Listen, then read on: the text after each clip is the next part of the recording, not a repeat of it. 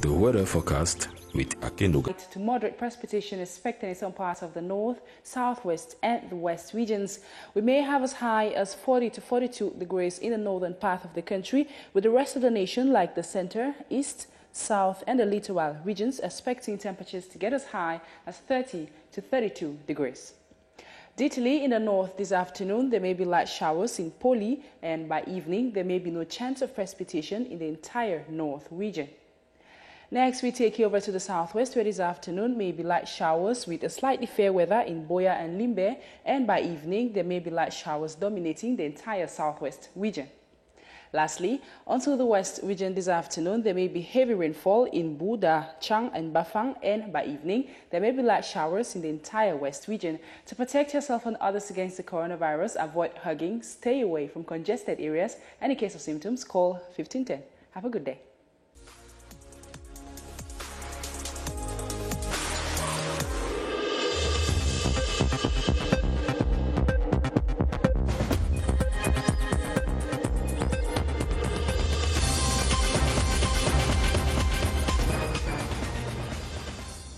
Il est 12h à Yaoundé. Madame, monsieur, bonjour. Merci de rester sur la CRTV. Bienvenue aux 12h. Emmanuela, bonjour. Bonjour, Nicole. D'abord, le sommaire de cette édition. Exactly. All new roadworthiness certificates in Cameroon, better known in French as Visit Technique, as from May 16, 2020, will be 50% computerized as a way to render the process more transparent.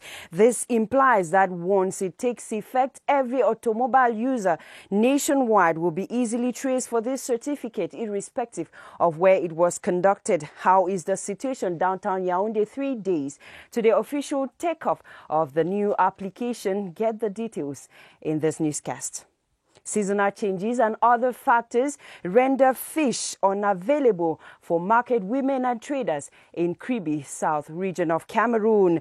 Market women and fishermen are thus opting for other means to feed their families during this period of COVID-19. The situation on the ground, we go to Kribi in the course of this newscast. And on our feature page, we take you to Bamenda-Kwe to savour a delicacy, kati kati, traditionally cooked chicken for the people of most tribes in the northwest, including Kom, So, and others. This delicacy is often produced or is often cooked using red oil. That's chicken on fire with red oil, and it has won the hearts of many, even foreigners. How is the process conducted? We go over to Bamenda-Kwe for details at the close of this newscast, which of course begins in French. With you, Nicole. Bienvenue à tous et merci de rester fidèles à cette demi-heure d'information bilingue sur la CRTV. En ouverture, dès le 16 mai prochain, le ministère des Transports va procéder au contrôle systématique des nouvelles vignettes de visite technique à travers l'étendue du territoire national. Dans les centres de test de véhicules et d'acquisition du document à Yaoundé, les propriétaires de véhicules affluent pour des visites techniques de leurs voitures. Ambiance vécue par notre reporter Joël Igor Abanda. Au centre de visite technique Ngono, ce mercredi matin, il y a une grande affluence. Près d'une cinquantaine d'usagers et autres propriétaires de véhicules automobiles s'alignent pour passer la visite technique de leur voiture. Bon, je suis venu parce qu'il me manquait la visite technique dans ma voiture. Je suis venu pour me faire une visite technique. Parce que la voiture était sur révision. Donc j'ai fait réviser la mécanique. Moi, en étant garagiste, et je suis venu pour présenter pour faire ma visite technique. Nous ne sommes pas informés pour le 16. Nous sommes juste venus faire la visite technique comme on le fait souvent. Ici, les employés sont au travail depuis 8 heures. Ils sont au four et au moulin sur tous les plateaux des visites techniques. Depuis la mise sur pied par le ministère des Transports du nouveau système de visite technique, le 16 mars dernier, les usagers se bousculent. Je suis à cinquantaine de clients qui sont déjà passés pour le contrôle technique. Depuis le 16 mars que cette nouvelle application a été lancée, il y a eu timidité dès le début, mais un mois après, on a commencé à constater l'affluence. Il y a les centres de contrôle technique qui sont fermés, qui ne respectent pas le cahier de charges des nouveaux systèmes. Cela a donné plus d'affluence dans notre centre, nous qui sommes conformes. Dès le 16 mai 2020, le ministère des Transports va procéder au contrôle systématique des vignettes de visite technique à travers l'étendue du territoire national. Dans l'actualité, ce mercredi 13 mai 2020, quelques salariés de la fonction publique au Cameroun, bientôt mieux parés pour aborder la retraite. Ils participent depuis ce matin à une campagne d'éducation et de sensibilisation sur la préparation et la gestion harmonieuse de la retraite. Les travaux en cours entendent édifier les participants sur les potentielles pistes de reconversion. Rencontre à l'initiative du ministère des Affaires sociales et présidée par le secrétaire général du MINAS, le Dr Rosalie Louise Aboutou, au Centre national de réhabilitation des personnes handicapées du cardinal Paul-Émile Léger à Yaoundé. Détails à suivre dans les éditions du soir sur la CIR TV. Emmanuela, vous avez la suite du journal. Like you heard us announcing on the headlines, the new roadworthiness certificates, better known in French as Visit Technique, will now be 50% computerized for better accountability, and it goes operational in Cameroon as from May 16, 2020. The initiative by the Ministry of Transport will enable automobile users to be easily controlled of this certificate, irrespective of where it was conducted. 3 days to the official kickoff of the new system, our reporter Gerard Nanji visited one of the structures who has the responsibility to deliver the certificate and now gauges the ambience first. It is business as usual in this vehicle check-up station at the Etudi neighborhood in Yaoundé. Vehicles are being checked thanks to this automated system which assesses the state of the vehicles, with the machine determining 50% of the outcome. It's for you to know your vehicle very well, because when you come to check up, we dictate the elements, the aspects of your vehicle which are malfunctioning. So when we tell you which are already wearing that, you can go to your mechanic and revive your vehicle. The ones which are already dead, we send you to the garage, to your mechanic, to go and do the revision so that you come back and then you get a good result. When you drive your vehicle, you feel comfortable. The application of this new roadworthiness certificate was launched on the 16th of March 2020. With a comfortable vehicle, we reduce the rate of road accidents. The old system, the result was entirely in the hands of the check-up inspector. The machine would have can say this vehicle, the braking system is not nice, but the inspector decided to attribute to your roadworthy certificate. But today, if the machine says the braking system is not good, the inspector cannot change that decision. The Ministry of Transport is poised to ensure that the new automobile worthiness certificate goes operational on the 16th of May 2020. A workshop to educate and sensitize people on how to properly prepare and manage their retirement is ongoing at the National Center for the Rehabilitation of Persons Living with Disabilities at the Tugebe neighborhood here in Yaoundé. The initiative of the Ministry of Social Affairs is articulated by themes like administrative procedures relating to the compilation of documents by retirees in order to receive pension, tips on fulfilled retirement, the do's and don'ts during retirement, and the respect of the rights of persons living with disabilities during this period. The one-day seminar is being chaired by the Secretary General of the Ministry of Social Affairs, Dr. Rosalie Louise Aboutou. Dans la suite du journal, nous voici dans la région du Soleil Levant, désinfection et décontamination des espaces publics dans la région de l'Est. Les responsables de santé et d'hygiène des municipalités et postes frontaliers viennent de suivre une formation de 2 jours à ce sujet. Initiative conjointe du ministère de la Santé publique et du ministère de la Décentralisation et du Développement local. On fait le pont avec Georges-Alain Yango. À la menace de l'ennemi viral invisible, une stratégie de défense adaptée, la désinfection et la décontamination des espaces publics. Dans la ligne de mire, des armes appropriées chargées d'eau et de chlore, les agences de voyage, points de départ et d'arrivée, des potentiels vecteurs du coronavirus. Mais la formation des utilisateurs s'est avérée impérative pour une visée plus qu'efficace de la cible Covid-19. Il était question de capacité. Les responsables des postes de santé aux frontières et les chargés d'hygiène dans les collectivités territoriales décentralisées sur la manipulation du chlore, parce que c'est le meilleur désinfectant. C'est une formation qui va permettre à ce que la propagation soit limitée. Là où on a un grand nombre de personnes où le virus circule beaucoup. Pour les responsables de santé et d'hygiène, officiant dans les municipalités et les postes frontaliers du Soleil Levant, la formation tombe à pic. Cette formation va nous permettre de mieux désinfecter tous les cas de transport qui traversent la frontière et aussi de faire un check pour des personnes qui entrent ou bien qui sortent de notre pays. Pour une action plus nocive au coronavirus, dans tous les espaces publics, le secteur des transports promet de jouer sa partition. Le coronavirus n'est pas un virus qui marche. C'est le passager qui marche avec. Je veux convoquer le chef d'agence afin que cette actualité se passe dans les règles de l'art. Après la région de l'Est, la même formation va s'étendre dans la zone septentrionale du pays. L'attention des pouvoirs publics aux victimes du glissement de terrain de Gouaché dans la région de l'Ouest.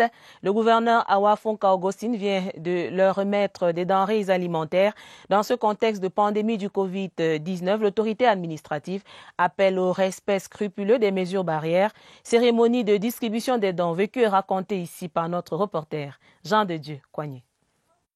À travers ces denrées alimentaires constituées de sacs de riz dont 128 de 50 kg et 16 de 25 kg, 39 bidons d'huile de palme et 8 cartons d'huile raffinée, il est question pour le gouvernement de venir en aide aux sinistrés de Ngouaché, dont certains continuent de squatter au quartier Tamdia après le glissement de terrain.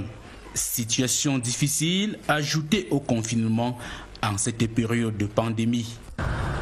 Ça, c'est un moment difficile, mais je sais que c'est plus difficile pour vous qui sont d'abord les victimes de Ngouaché et ensuite le Covid-19 est venu vous retrouver et ajouter à vos problèmes. Je peux vous assurer qu'un jour ça ira mieux. Après avoir reçu ces denrées, les bénéficiaires expriment leur gratitude au gouvernement. Nous sommes très contents par rapport à ces dons. Nous remercions l'excellent monsieur le gouverneur d'avoir nous assisté. Ils ne se sont jamais fatigués pour nous.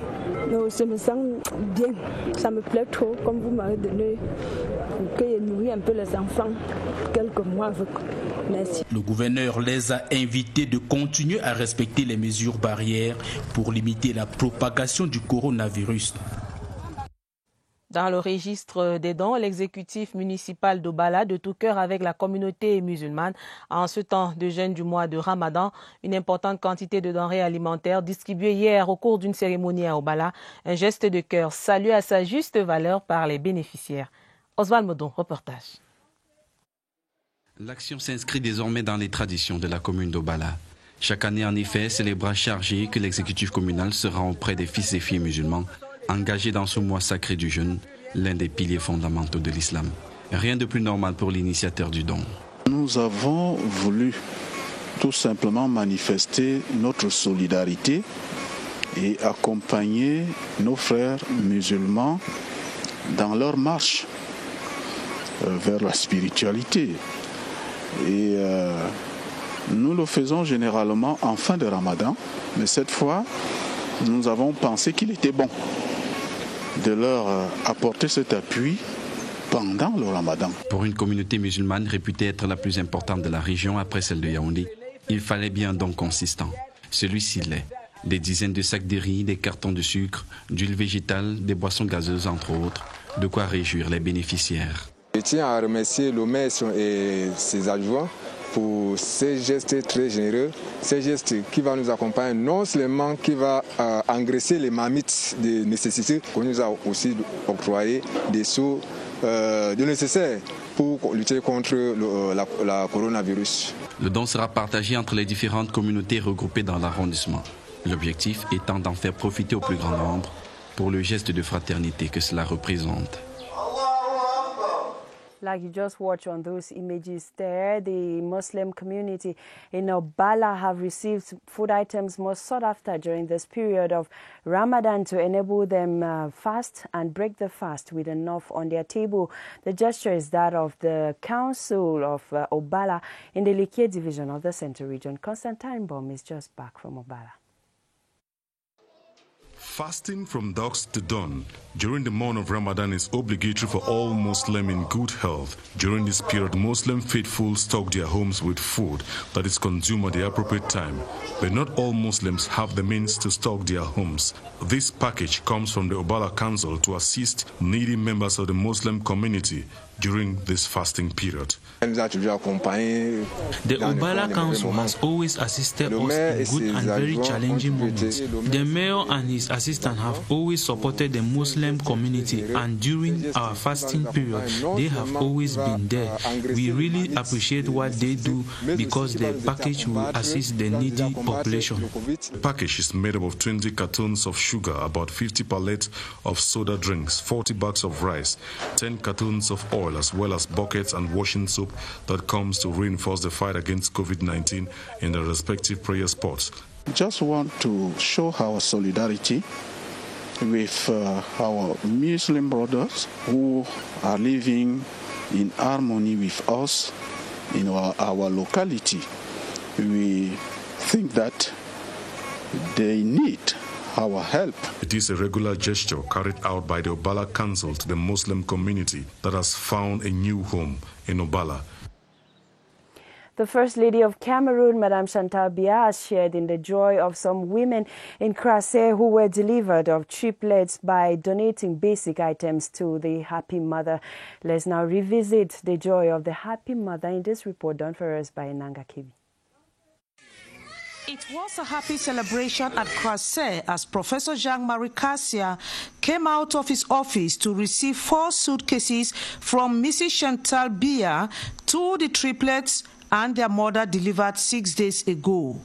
The successful birth of the babies was greeted with much joy by the entire staff of Crasset.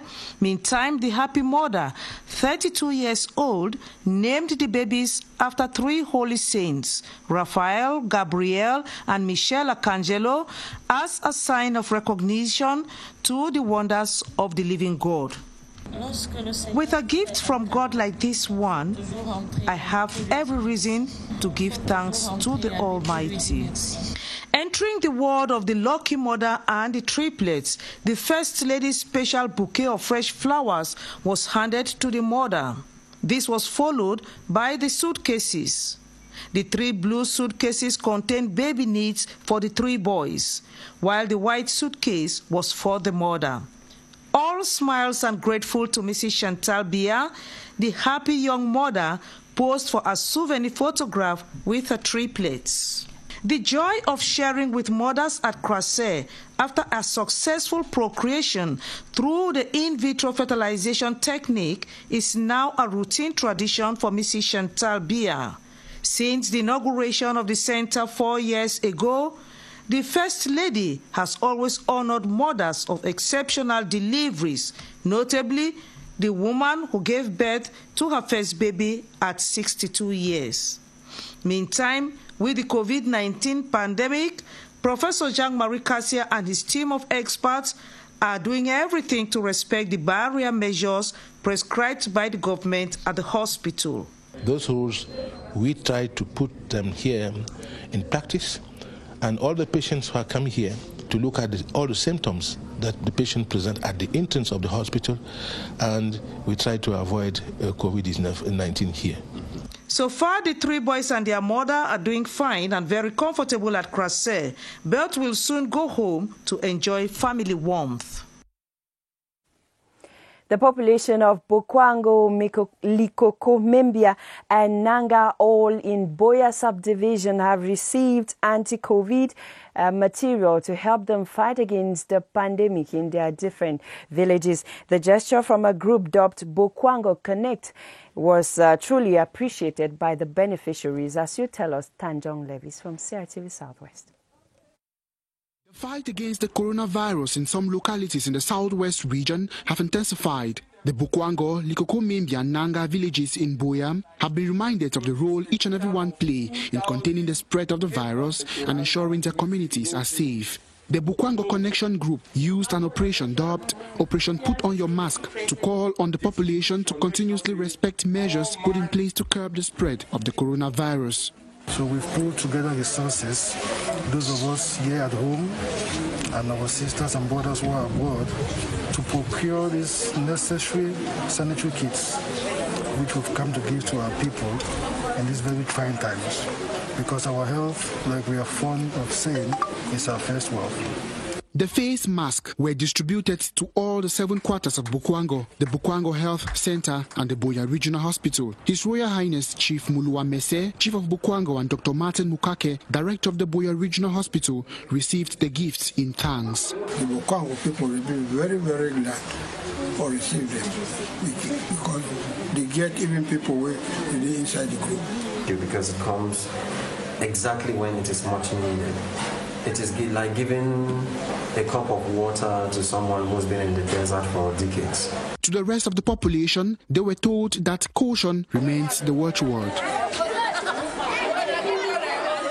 Some 20 villages that make up the Akwa clan in the littoral region have received gifts of anti-COVID items as a way to stop the spread of the disease in their villages. The gesture from Bonambela Association was distributed to the wives of chiefs of the 20 villages for onward transmission to their subjects.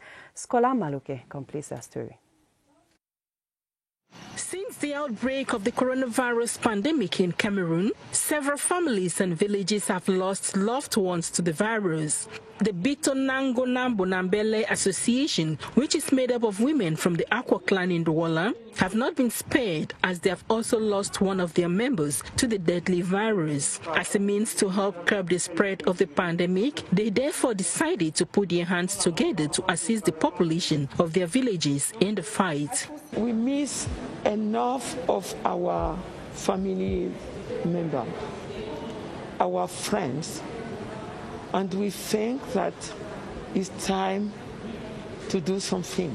And you know, the Akwa Canton have 20 villages, and we are sure that the message will go through. These items, which were handed over to the wives of chiefs from the 20 villages, consisted of buckets, cartons of soap, face masks and flyers carrying messages on the coronavirus in French and in the Douala language. These first ladies have expressed gratitude to their daughters, who are members of the association, for the gesture, promising to use them for the purpose they are meant for. Bienvenue si vous nous rejoignez à l'instant sur la CRTV. Vous suivez le 12h. Le don spécial du chef de l'État Paul Biya contre le Covid-19 parvient aux populations du Mayo d'Anaï dans la région de l'extrême nord. Les 11 arrondissements de ce département recevaient officiellement les kits sanitaires du chef de l'État au cours d'une cérémonie présidée par le préfet Maliki Oumarou. Les détails avec Djamo Aman. Pour l'effectivité de la distribution du don spécial du chef de l'État, le préfet Maliki Oumara a sillonné les 11 arrondissements du département. À chaque étape, les consignes étaient claires. La population de l'arrondissement de Gogo, à travers leur porte-parole qui est le maire, remercie très sincèrement le chef de l'État et vient demander aux uns et aux autres d'observer les mesures gouvernementales qui ont été prises pour éloigner cette pandémie de notre pays. Les populations ont salué cette forte mobilisation du chef de l'État qu'ils ont qualifiée de père protecteur. Tout à côté, une élite du Mayo d'Anaï, le ministre Mounouna Futsu, a doté la ville de Yagwa de 2 thermoflash pour tester tous les voyageurs qui entrent dans la ville. Le sous-préfet de l'arrondissement de Yagwa a mis à la disposition du service de district de santé ces appareils. Autre volet de l'actualité dans le 12h, visite de travail du directeur général du Parc national de génie civil dans le littoral à Bogontan était à l'agence commerciale de Douala. Descente sur le terrain dans le cadre d'une formation du personnel en éducation ouvrière et pratique syndicale. Cet atelier fait suite à un mouvement de grève sans préavis à l'agence commerciale du Mat-Génie de Douala. Gaël Obono nous en dit plus. Le bon ouvrier, le bon syndicaliste est celui qui sait préserver son emploi. Ont rappelé les autorités ce jour à l'agence commerciale du Parc national de matériel de génie civil de Douala. Je voudrais penser qu'à travers ce séminaire, les employés vont recevoir des informations et des renseignements qui sont utiles aussi pour eux-mêmes et aussi pour l'entreprise. Le premier message, c'est un message de performance. Comme vous l'avez dit, lorsque les salaires sont à 126 millions et que vous ne produisez que 50 millions, vous êtes contre-performant. Donc déjà au niveau de l'agence, il y a une contre-performance. Le deuxième message que nous livrons, c'est celui du respect de la loi. Il est inadmissible qu'un piquet de grève soit planté à 9h, le jour où nous avons une rencontre avec le délégué régional du travail à 11h30. C'est inadmissible. Suite à un mouvement de grève illicite qui s'est déroulé il y a quelques jours, le staff administratif a arboré sa casquette d'enseignant pour rappeler aux employés la démarche à suivre pour une grève licite. Les bénéficiaires ont répondu présents à cette main tendue de leur hiérarchie. Il est toujours bon lorsqu'on exerce une fonction comme celle de délégué, d'être au courant de notre rôle et comment exercer notre fonction de délégué du personnel pour sortir le mal génie de ces problèmes. Il a été question de rappeler à l'agence de Douala que les défis à relever pour l'entreprise et le Cameroun sont grands. Permettre une rentrée de fonds, permettre à ces citoyens camerounais d'avoir un salaire décent chaque mois. Parlons à présent des 3 décrets signés lundi dernier par le président de la République, son Excellence Paul Biya, sur la réorganisation des écoles polytechniques au Cameroun. Ces textes viennent élargir l'offre de formation de ces grandes écoles. Les explications du ministre d'État, ministre de l'Enseignement supérieur, le professeur Jacques Famdongo. Dans ce reportage signé Martine Noël Dengue.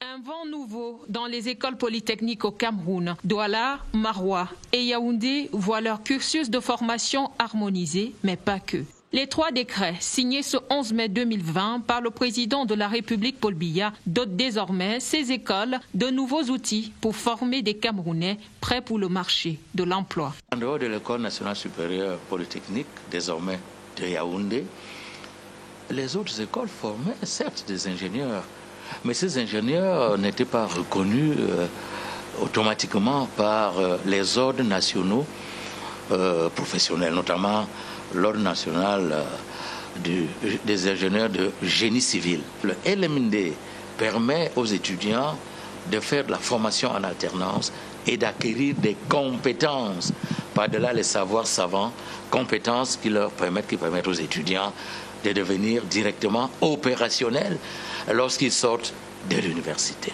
Puisque nous sommes à l'ère du tout numérique, ce pan n'a pas été oublié dans cette nouvelle offre polytechnique.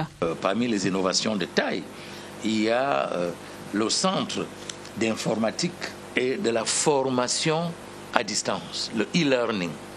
Ça veut dire que la formation en alternance pour les stages professionnels sur le terrain et la formation à distance seront les grandes innovations des textes signés par le chef de l'État. Tous ces changements entreront en vigueur dans un bref délai. Évidemment, dans la mesure du possible, nous allons tout faire pour que soit le 1er juin, soit à la rentrée octobre-novembre 2020, tout ceci soit opérationnel. En tout cas, c'est un grand changement paradigmatique que vient d'opérer le chef de l'État dans la formation des ingénieurs. Une nouvelle offre de formation qui sonne comme une véritable aubaine pour le Cameroun, en plein dans la nouvelle gouvernance universitaire, gouvernance qui privilégie la professionnalisation des enseignements. The most cherished item in the market bag of every woman in Kribi is said to be getting more and more scarce. Fish has become a rare commodity, with fishermen returning from fishing expeditions with empty cans and fishing wharves and other selling points running dry. What is the situation on the ground and what reasons accounts for this? Polycarp Atiye reports from Kribi. Fishing is the main economic activity of the people of the ocean side, but these days, the scarcity of seafood has become a reality. Many reasons have been attributed to the shortage in the supply of fresh fish in wharf stations and markets in Kribi.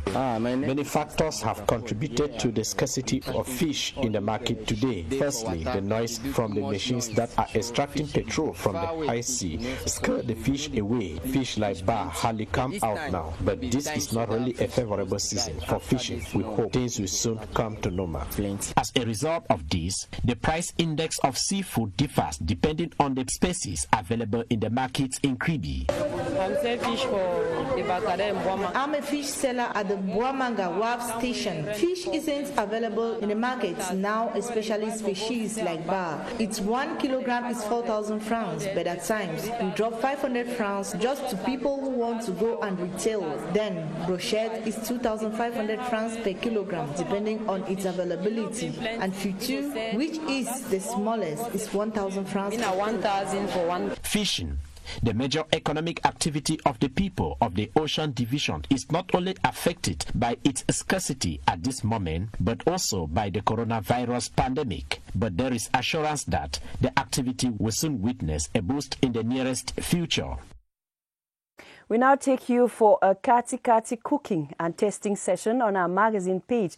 On this edition of the Midday News, it is a delicacy typical of some tribes of the Northwest region like Komba, Mendankwe and so.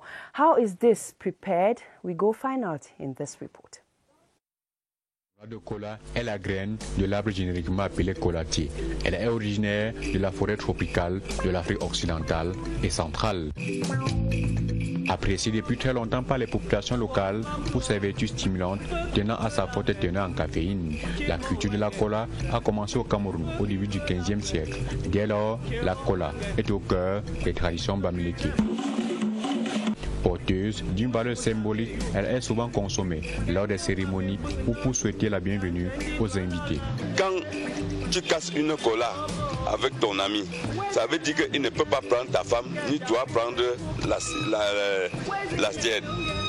Ça veut dire que même si le mâche un poison la nuit et te donne dans la bouche, tu vas avaler sans hésiter. Pendant les rites traditionnels, la cola est servie comme offrande aux ancêtres. La cola est un symbole de l'amitié partagée et signifie une entente scellée ou une réconciliation entre deux parties. Il n'y a pas de mariage traditionnel sans cola. C'est comme l'état civil, l'acte de mariage que le gouvernement, les officiers d'état civil en font au mariage. Quand la fille est mariée, dans son mariage, elle a des enfants. Elle divorce, elle n'a pas divorcé. Elle n'a pas divorcé. Si elle divorce, ayant doté avec de la cola, sans manifester, sans rembourser la dot, elle reste 10 000 ans la femme de ce monsieur qui avait cassé la cola.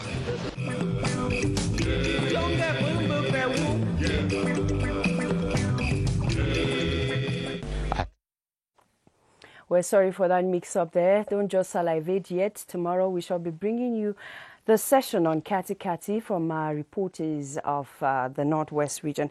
And that does it for this edition of the Midday News on the CRTV. Nicole, we shall be back again tomorrow.